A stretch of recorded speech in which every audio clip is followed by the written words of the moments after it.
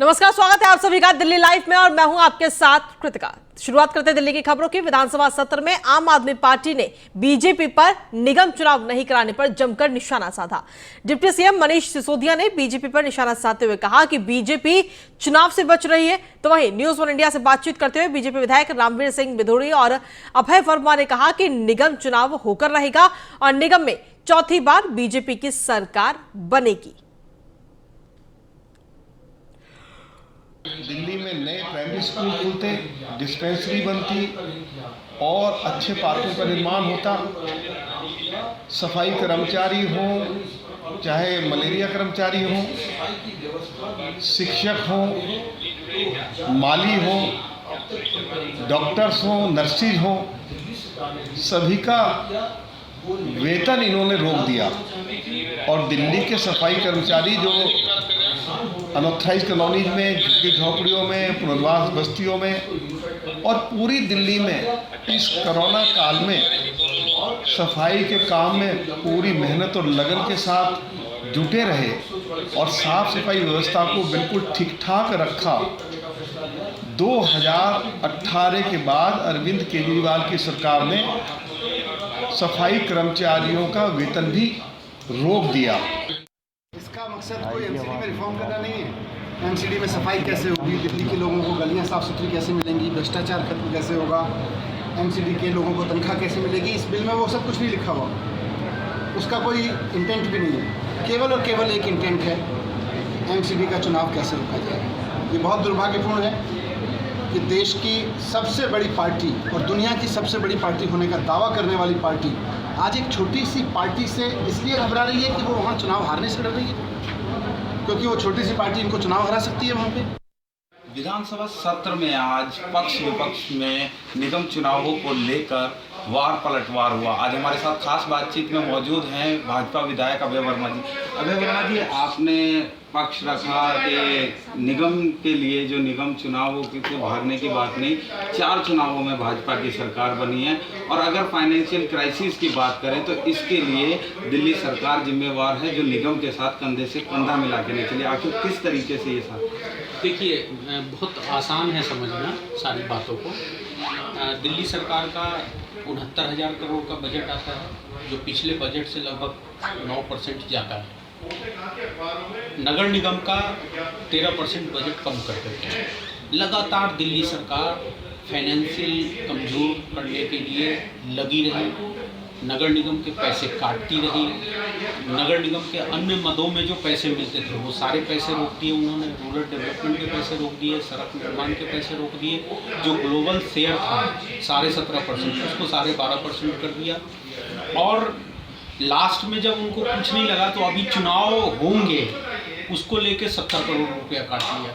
तो केवल एक ही प्रयास था कि निगम को पैसा मत दो ताकि निगम डिस्टर्ब हो, निगम के कर्मचारी हड़ताल पे जाए ताकि भाजपा शासित सरकार बदनाम हो। आपने कभी भी हर राज्य में जो हमारा निगम होता है, जो सिविक बॉडीज़ होते हैं, उसको राज्य सरकार चलाती है। राज्य सरकार उसके साथ जुड़ती है, उसको मजबूत करती है, उसकी कमियों को दूर करती है, उसके फाइनेंशियल चीज़ों को ध्यान में रखती है। इन्होंने ध्यान में रखने के बजाय, बातचीत करने के बजाय इन्होंने और फाइनेंशियल कट किए।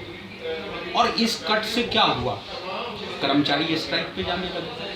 और फिर ये राजधानी है, केंद्र सरकार यहाँ बैठी है, तो केंद्र सरकार को ये लग गया कि ये तो लगा ही रहेगा, कभी कोई सत्ता में आएगा कभी कोई सत्ता में आएगा। तो कोई ऐसा कंपोजिट फार्मूला बनाओ ताकि निगम अपनी सरकार ठीक से चला सके, राज्य सरकार अपनी सरकार ठीक। पर आम आदमी पार्टी के बड़े नेता और कार्यकर्ता जो तमाम है वो यही कह रहे हैं कि भाजपा निगम चुनावों से भाग रही है। देखिए, इस बार भी 5 राज्यों में चुनाव हुए हैं।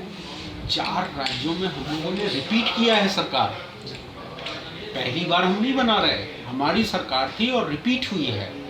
तो कहीं ना कहीं आम आदमी पार्टी, हम नगर निगम को जो मजबूत करने जा रहे हैं, हम नगर निगम को एकीकरण करके 200 करोड़ रुपया बचाने वाले हैं। वहीं पूर्वी दिल्ली के प्रीत विहार में हिंदू महापंचायत के अध्यक्ष प्रीत सिंह ने प्रेस कॉन्फ्रेंस के जरिए सरकार से अपील की है उनके मांगे गए 5 कानून पर जल्द से जल्द कार्रवाई की जाए और उन्हें लागू किया जाए।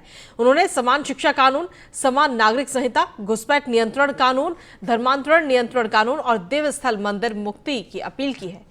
प्रीत सिंह का कहना है कि उनकी ये कानून सरकार जल्द से जल्द लागू करे। प्रीत सिंह का कहना है कि आगे आने वाले 3 अप्रैल को बुराड़ी मैदान में वो इस कानून की मांग को लेकर जन आंदोलन भी करेंगे। पिछले 8 अगस्त 2021 में 5 कानूनों की मांग के लिए हमने जंतर मंतर पर एक भारत बचाओ आंदोलन के प्रथम चरण का आयोजन किया था, जिसमें हमने 5 कानूनों की मांग की थी। और उसी भारत बचाओ आंदोलन के दूसरे चरण में हम 3 अप्रैल सुबह 10 बजे हिंदू महापंचायत का आयोजन कर रहे हैं। कहाँ पर कर रहे हैं? कहाँ के लोगों को बुलाने की आने की अपील की गई है? हमने पूरे देश के 108 हिंदू संगठनों से आह्वान किया है और देश के सभी जागरूक हिंदुओं से हमने संपर्क किया है, उनसे आह्वान किया है कि 3 अप्रैल सुबह 10 बजे वो बुराड़ी ग्राउंड में हिंदू महापंचायत में भाग लें। वहीं उत्तरी दिल्ली नगर निगम के सदर सिटी पहाड़गंज जोन के अंदर आज निगम का एनफोर्समेंट दस्ता जब लोकनायक जयप्रकाश अस्पताल के बाहर एंक्रोचमेंट हटाने के लिए पहुंचा तो लोगों के साथ उनकी झड़प हो गई। लोगों का आरोप है कि जब वाइंडिंग कमेटी ने हमें सर्टिफिकेट दिया है फिर भी उसके बाद आखिर हमें क्यों हटाया जा रहा है। पट्टी और निगम के बीच हल्की झड़प हुई, जिसके बाद निगम ने पुलिस को बुलाकर एंक्रोचमेंट को हटा दिया। रेहड़ी पटरी वालों का आरोप है कि हमें जबरन हटाया जा रहा है, जबकि हमारे पास बाकायदा वेंडिंग कमेटी का बैठने के लिए सर्टिफिकेट भी दिया गया है। पहले ही कोरोना के चलते हमारी आर्थिक स्थिति खराब है और अब एमसीडी की इस कार्रवाई से हमें भूखे मरने की नौबत आ जाएगी। दिक्कत आ रही है, बहुत दिक्कत है हम लोग को। बच्चे हमारे कहाँ जाएंगे? कोरोना के मार से ऐसे ही रह गए हैं और आते हैं पुलिस वाले, कमेटी वाले और फेंक फाक के चले जाते हैं, सब लेके चले जाते हैं। फिर पट्टी वाले का क्या हाल होता है आपसे तो बेहतर कोई नहीं जानता। आपको ये सर्टिफिकेट दिए गए तो ये काम करने के लिए दिए गए थे, फिर भी क्यों उजाड़ रहे हैं? वो देख कर ही बोलते इसका कोई मतलब ही नहीं है, मानते ही नहीं है। सर जी ये तो 1 हफ्ते से ऐसे चल रहे हैं और डेली आ रहे हैं कि यहाँ से हटाओ। सर जी अचानक हम लोग कहाँ जाएंगे? अब आप लोग सड़कों पे आ गए हैं, क्या मांग करेंगे, क्या चाहते हैं आप लोग? हम लोग को रोजी रोटी बरकरार बनी रहे। जब सर्टिफिकेट दिए गए हैं टाउन वेंडिंग कमेटी के तो आपको क्यों उजाड़ा जा रहा है? वो बोलते हैं उनका मान्य नहीं है, ऐसा ब्रेकर दे के गए कि इतना दूरी में बैठना। अभी बोल रहे हैं कि अभी यहाँ से हटाओ, यहाँ बैठना नहीं। हम लोगों को यहाँ पर एमसीडी वाले और पुलिस वालों ने मिल करके उजाड़ने का काम किया है, जो कि एमसीडी ने मुझे हम लोगों को यहाँ पे वो लाइसेंस दिया है लगाने के लिए कि जब तक टाउन वेंडिंग कमेटी के तहत आपको कहीं दूसरी जगह नहीं दी जाती आपको यहाँ से नहीं हटाया जाएगा। ये बार बार इसको कहने के बावजूद अभी 10 दिन 15 दिन दिए नहीं हुआ और अभी आज से कल से मुझे उजाड़ना शुरू कर दिया है। इंसाफ से उन्होंने उसी में बैठे, सबर से बैठे हैं भैया, इंसाफ से बैठे, फिर उसमें से भी हमें भगा रहे हैं। ये तो क्यों भगा जाएगा? रोजी रोटी का संकट, रोजी रोटी का सवाल है। हमारे पेट का साल 20-20, 25-25 साल से यहाँ बैठे हैं। विधवा औरतें कहाँ जाएंगी? औरतों के साथ भी करते हैं ऐसी, मर्दों के साथ भी करते हैं ऐसी। क्या करा जाए? आप ही बताइए हमें, कहाँ जाए हम? बोलो अब आप हमें जवाब दो चीजें, कहाँ जाए हम भैया बताओ? नहीं तो हमें जगह ढंग की नहीं, ऊपर से हमें मार मार के भगाया जा, हमारा सामान ले जाते हैं। वहीं दिल्ली के रोहिणी इलाके में शनिवार को उस समय सनसनी फैल गई जब अमन विहार थाना इलाके के रोहिणी सेक्टर 20 के डीडीए पार्क में एक अज्ञात युवक का शव पेड़ से लटका मिला। दरअसल सुबह के समय इलाके के लोग पार्क में घूम रहे थे और तभी उनकी नजर एक पेड़ पर लटके युवक के शव पर पड़ी, जिसके बाद लोगों ने इस घटना की जानकारी पुलिस को दी।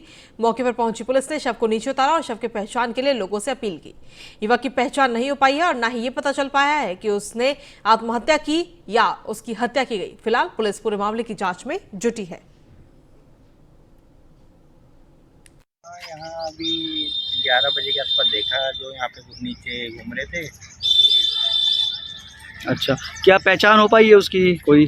नहीं मेरे को तो इतना आइडिया नहीं, क्योंकि मैं पब्लिक आई थी तो उन्हें भी नहीं पता। भीड़ लगी हुई थी मतलब? लगी हुई थी, बस बाकी किसी को पता नहीं ना कहाँ की। मेल बॉडी थी? हाँ। कोई उम्र लगभग पता होगी कितनी उम्र रही होगी? 30 से 35 लग रही थी। यहाँ वहीं राजधानी दिल्ली में पुलिस ने शनिवार देर रात मुठभेड़ के बाद हत्या के आरोपी को गिरफ्तार किया। दिल्ली पुलिस का एनकाउंटर नॉर्थ ईस्ट गांधीनगर इलाके के पास हुआ। मुठभेड़ में शौकीन नाम के बदमाश के पैर में गोली लगी, जिसके बाद पुलिस ने उसे अस्पताल में भर्ती कराया। शौकीन एक नामी बदमाश है जिस पर पहले ही दर्जनों भर मामले दर्ज हैं। पुलिस में पूछताछ के बाद शौकीन ने पुलिस को बताया कि उसने अपनी गर्लफ्रेंड के पति की हत्या भी की हुई है, जिसकी मिसिंग कंप्लेंट भजनपुर थाने में दर्ज है।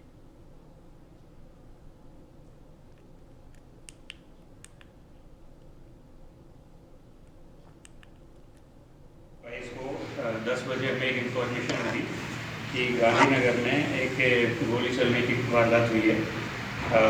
जब वहाँ टीम पहुँची तो पता चला कि एक फातिमा एलियस सुनीता, एक लेडी है, लगभग 38 से 40 साल उसकी एज थी। वो वहाँ किराए पे रहती थी और उसको किसी ने गोली मार के उसका मर्डर कर दिया है। इसके बाद टीम लगाई गई, कई सारी टीम फॉर्म की गई, जिसमें स्पेशल स्टाफ की टीम भी थी, थाना गांधीनगर की भी टीम थी और वहाँ से इम्पोर्टेंट क्लूज और एविडेंस कलेक्ट किए गए, सीसीटीवी फुटेज खंगाली गई और इस पर काफ़ी आगे काम करना शुरू किया। शुरू में इसमें चूँकि उनके जो रिलेटिव्स थे, घर वाले थे, उन्होंने कई लोगों पे डाउट किया, उनके कई लोगों से झगड़ा था, पर्सनल एनिमिटी थी, तो इसकी वजह से 3-4 डायरेक्शन में एक साथ काम हुआ।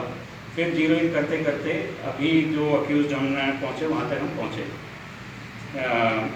ये जो फातिमा है वहाँ पे धागा कटिंग और सिलाई और बटन वगैरह का काम करती थी।